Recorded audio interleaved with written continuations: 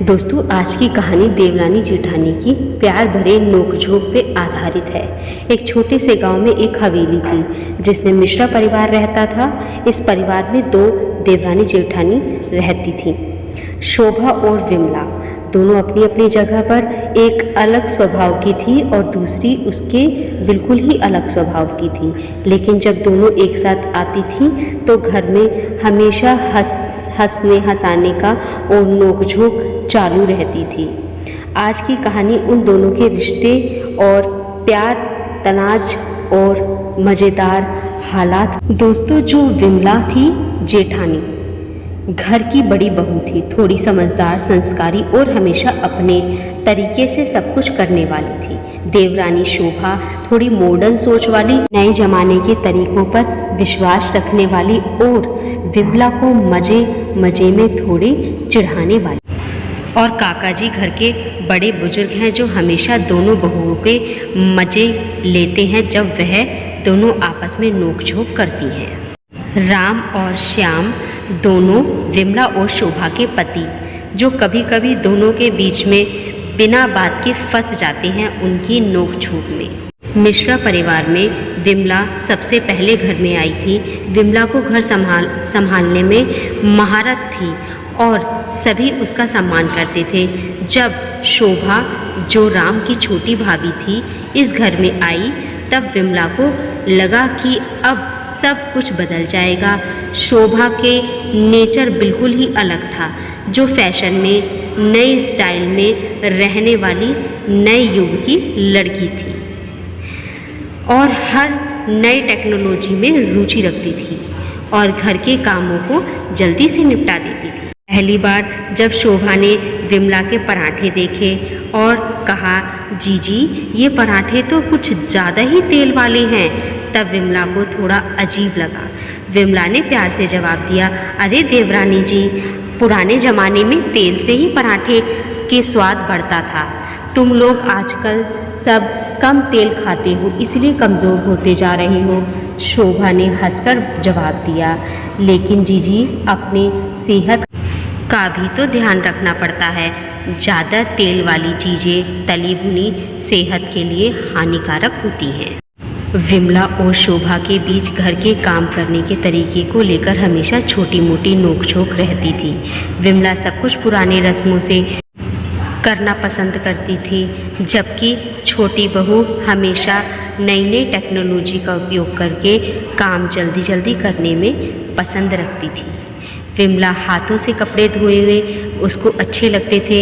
शोभा washing machine लेकर आ जाती थी कपड़े धोने के लिए और बोली, जीजी अब मशीन का ज़माना है, आप क्यों अपने हाथों को कष्ट दे रही हो। शोभा ने हंसते हुए कहा, विमला इन हाथों का जादू अलग ही है। जब कपड़े हाथों से धुलते हैं तब उनमें ज़्यादा चमक रहती है। तो फिर देवरानी बोली, जीजी लेकिन हाथों में भी तो बहुत दर्द हो जाता है।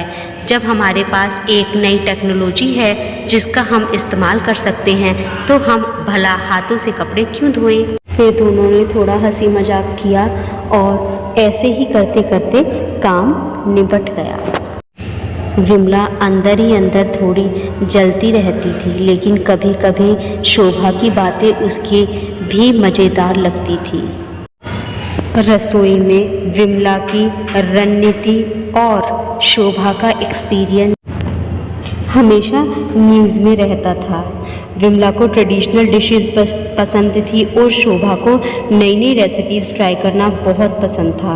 एक दिन विमला ने सोचा कि शोभा को कुछ ट्रेडिशनल गट्टे की सब्जी बनाकर मज़ा सिखाया जाए। शोभा ने अपने फैशन में जवाब दिया, जीजी आज मैं पास्ता बनाने का सोच रही हूँ, तुम गट्टे बनाओ, हम दोनों को थोड़ा फ्यूज़न बनाते हैं।